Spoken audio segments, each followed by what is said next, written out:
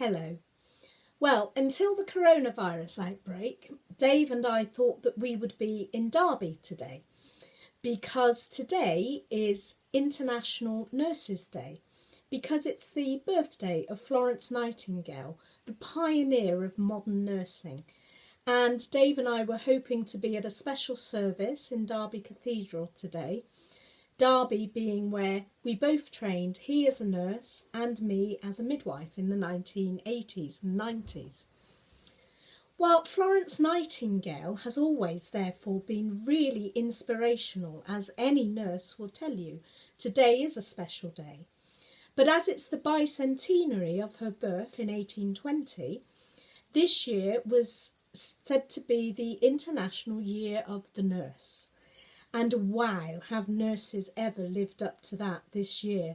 When it was set for those celebrations of International Year of the Nurse, we had no idea of the lengths that nurses and carers would be going to at this time.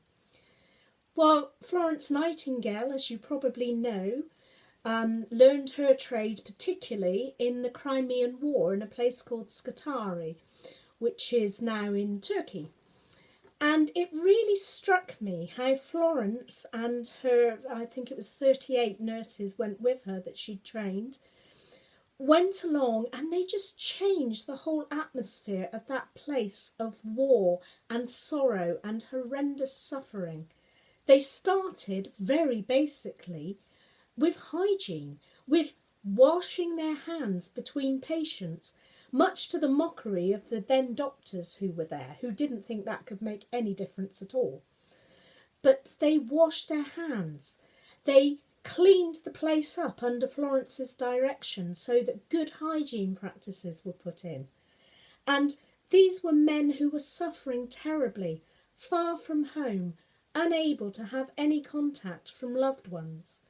And it struck me how, like now, that is for some of the people who've been suffering with coronavirus. They've been cut off from loved ones. Their families and friends haven't been able to go in and see them.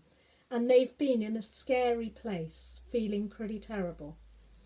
And it's been nurses and doctors who have really helped.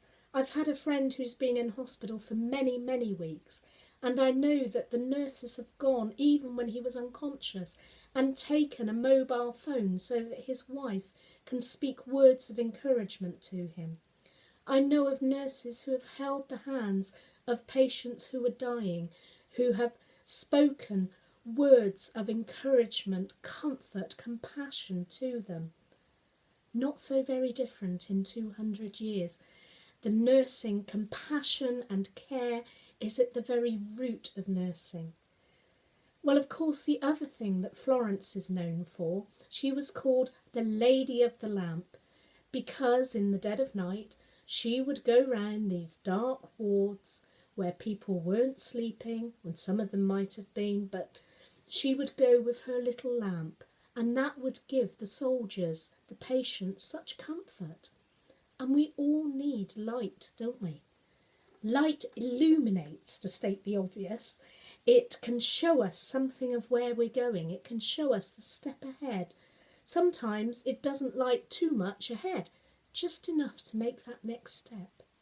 Light can bring warmth as well, warmth and companionship. Light is a symbol of hope. Light can be something that helps us to see the way, but also leads others. And Florence, with her lamp, did all of those things. Light helps dispel the fear of darkness and can be such an encouragement. So today, as a former midwife, I want to really thank Florence Nightingale for all that she brought in. But actually, as a Christian minister, I'd also like to remember that symbol that Florence, who had a great faith herself, took with her, that light. So may we always be able to see visions of light ahead of us, no matter what darkness we're in, and particularly in the midst of suffering, may we see the warmth and the hope that light ahead brings us.